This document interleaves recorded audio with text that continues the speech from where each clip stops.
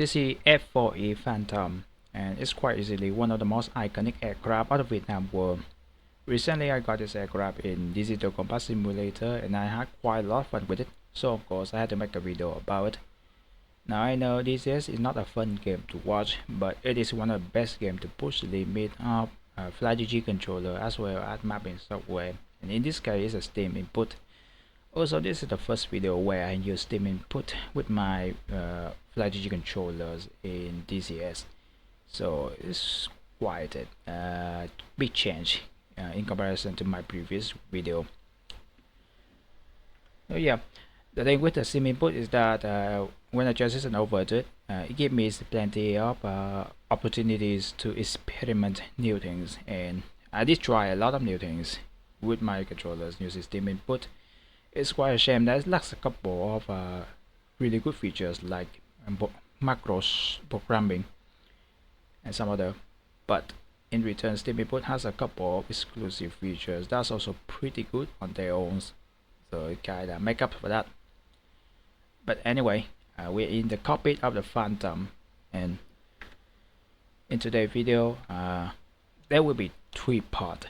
The first part is cold starting the aircraft and then take off. The second part is combat, and the last part is landing and shutting down the aircraft. If you want to see action, the pew pew boom boom and explosions, feel free to skip ahead. I will leave a timeline down below, but if you want to watch the whole thing, so feel free to stick around. Anyway, we are inside the cockpit, so let's get this thing up and running. So I will tell the ground crew guy to load stack cartridge. Okay, that should be enough time, and I will flip the switch. Also hold this button down. Carts locked and loaded. Okay. Right, this. Yeah, smoke is coming out. RPM rising. Alright. Up you go. And I just start the first engine. There's a normal procedures where I can use the ground power and external power to start the aircraft. This is the standard procedure, but it takes quite a lot of time, and I want to start this aircraft as soon as possible, so I'm going with the explosive cartridge. Anyway, left engine. Yeah, smoke is coming out, don't worry. It's normal. The plane isn't exploding or anything. Alright, left engine up and then down.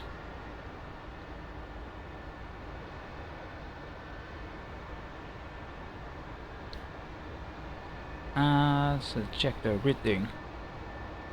Yeah, everything is looking good. No problem at all. Alright, let's flip the two switches up to power up the aircraft. What alignment do you want? I could like start heading. Okay, starting stored heading alignment. Are you ready for alignment? Yes, start right. Roger. So the guy we talked to just now is the Jester, which is the AI in the back of the aircraft. This is a two-seater, and the guy in the back is a Weasel, weapon officer, so he's responsible for a lot of crucial system on the Phantom. I'm playing single player, so I rely on AI to help me out, but normally you're supposed to play with another human player in the back. Okay, so now that the system is power off, while we are waiting for head alignment to complete, there's something I want to talk about. So the pretty neat thing about the Vader 4 Pro controllers is the trigger. So the trigger has two different state, the clicky state and the analog state. So what happened is that I did a bit of mapping magic with instant input, and so I have assigned dual state functions to the trigger. So in the short click, the trigger will activate a key bind, but in another analog mode it will activate a different key bind. So currently it's in analog mode. If I press the trigger, you can see that right down below there, these two are the wheel brake. Yeah, you can see this is applying the wheel brake in analog mode like that. But if I put the trigger up, is the gun the weapon trigger. Nothing has happened right now because we are on the ground and weapon has not activated, so nothing is happening, but we will use it in action in the air. So that's the right side of the trigger. So how about the left side? The left side basically is the modified I like to call ship mode instead of input, but you can it's behave a bit like more like a modified. Now of course in analog mode it will does one thing, but in stock click mode it will do different. So I will show you. Let's get outside. Okay, we're outside the aircraft for now.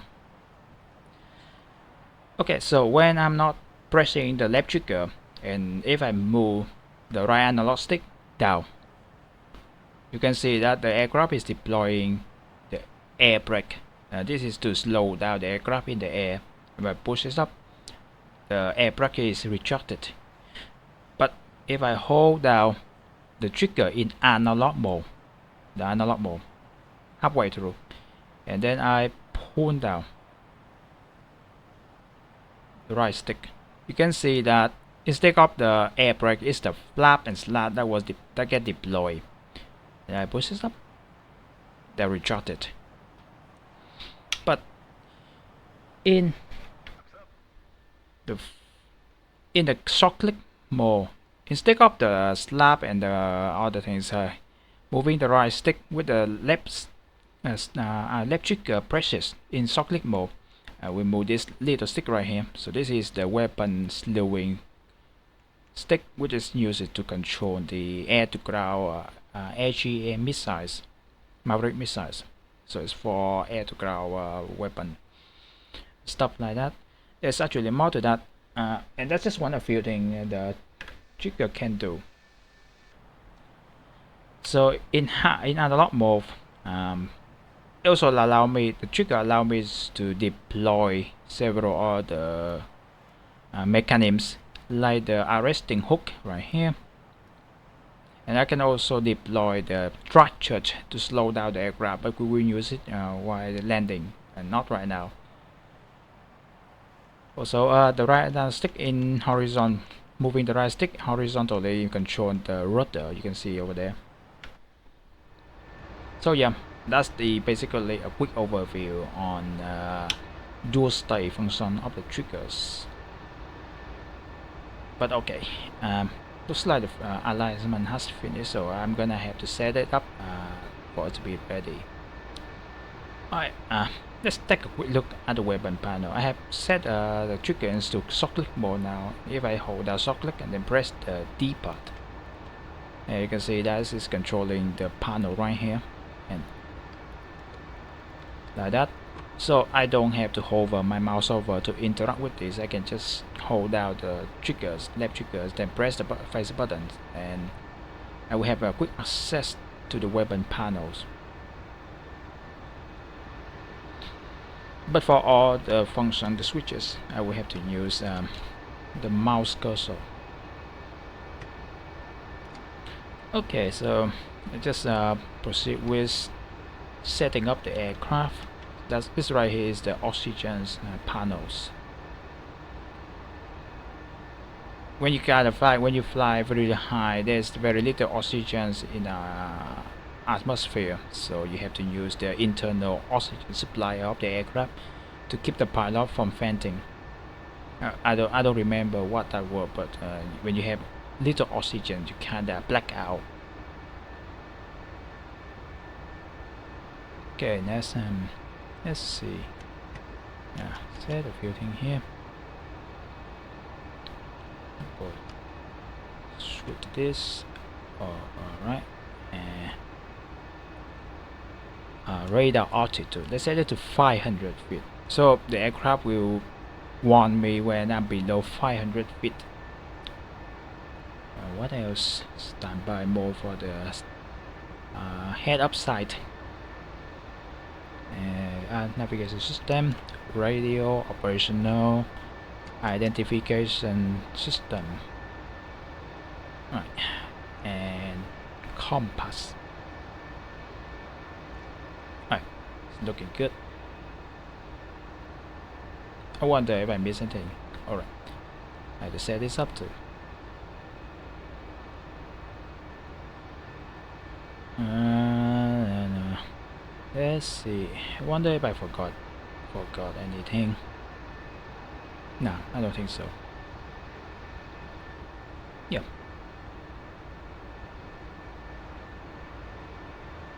Yeah, I think everything is set. Okay, so I'm going to tell the ground crew to remove the wheel chock. Roger.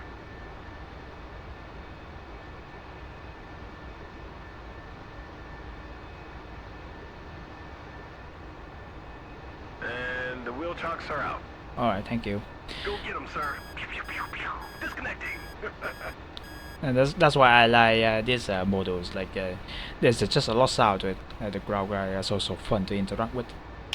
Anyway, what we are about to do next is that we will taxi this aircraft to the runway, which is over there. So I'm gonna put the trigger into analog mode, and the idea is that analog mode is for taxiing, taking off, and landing, while the click mode for the triggers is for in the air combat, stuff like that. So we'll brake functional. Okay, let's apply some throttle so the guy can start moving like that. So I'm gonna hold down the left trigger. All right, who's ready to go flying? Controlling the wheel brake.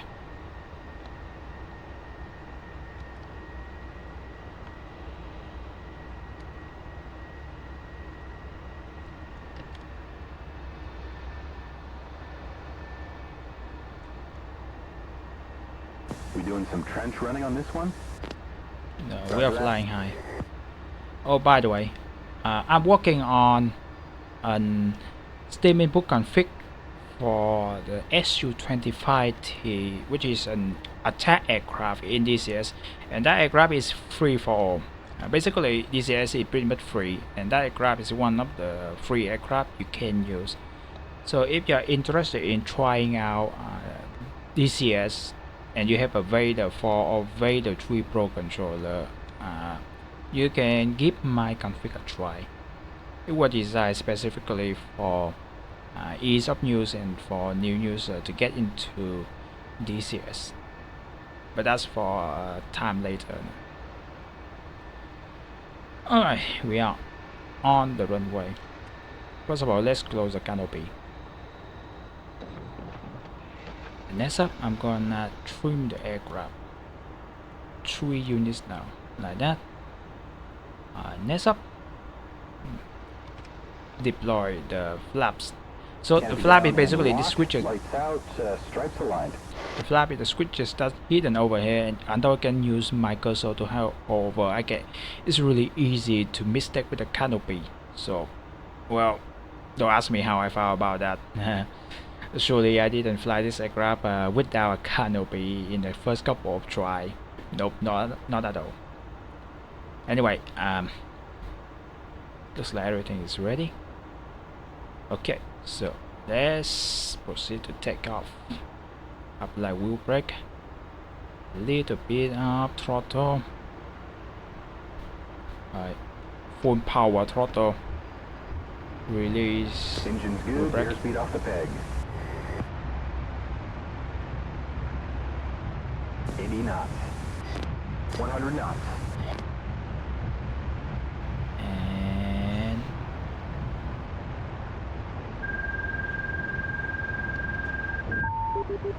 gears moving. Gear up. and we are approaching the combat zone. So there's going to be 2 ships, 2 sea targets and 2 air targets, and I'm going to use the AGM against the ship and then the air-to-air missiles against the air target.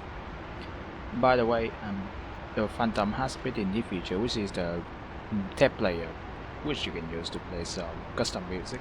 Okay. And I'm going to play some Project Women music. Just hype it up a little bit.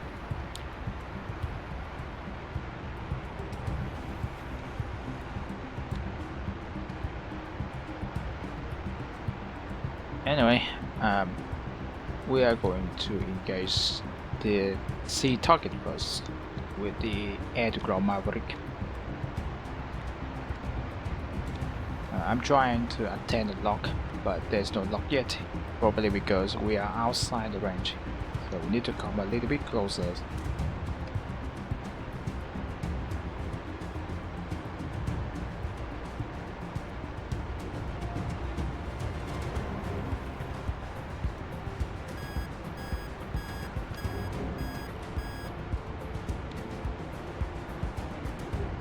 Alright, one more time. Okay, it's locked. And rifle. And second target. Rifle.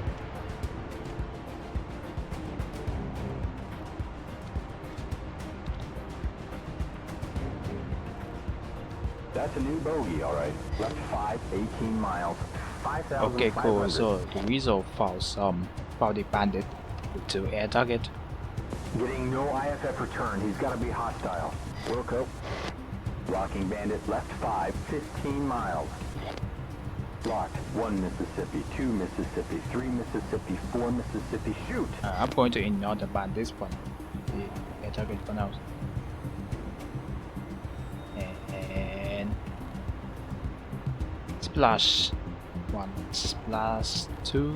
Okay, that's the splash 2. Alright, now back to our bandits. Okay, I will see, I will try to your guy. relock Okay, them. turn point is updated. Yeah, I see them from a distance. Can I have a lock? Locked. 1 Mississippi, 2 Mississippi, 3 Mississippi, 4 Mississippi. Box 1. Shoot! You bet. Copy. Oh, it's tracking, it's tracking. Come on. Come on. Very nice splash. Splash bandit. Okay, Fox 2 on the second bandit, but he completely missed. He completely empty his flares. Supplies. Jeez. That's a lot. That was a lot of flares. Let's see if I can get gun.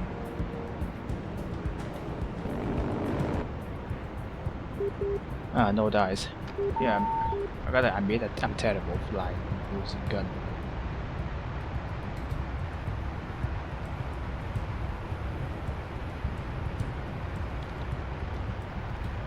Good in the recent update on the AI flight model of the MiG-21 makes the thing a little bit more manageable.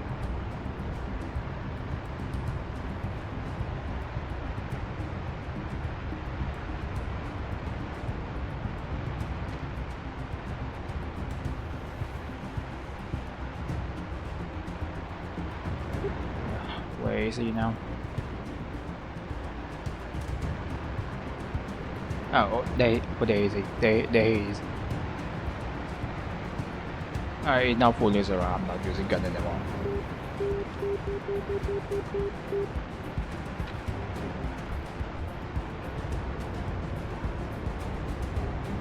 Readying his seeker. And box 2.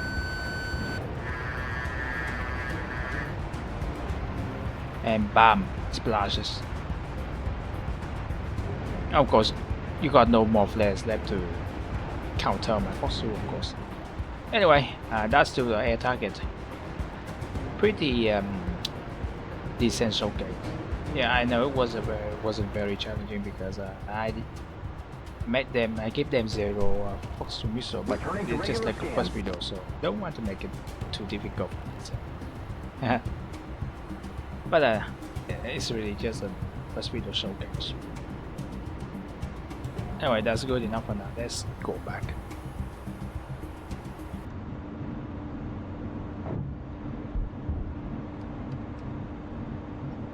And gear, flaps, pressure, warning lights, anti-skid.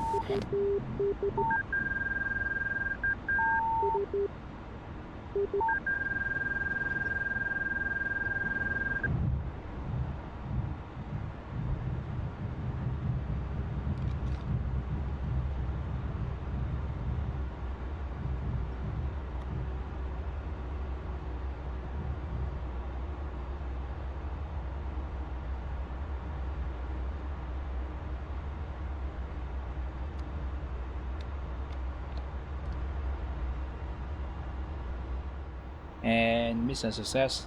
Well, kind of. The aircraft didn't blow up, but only the Weasel had to leave the aircraft in a wheelchair now. But that's the first video for the Phantom. I know, it wasn't particularly exciting, but let's say it's still really fun. And that's it for this video. I will see you the other one, the another. And that's it for the video. I will see you another one.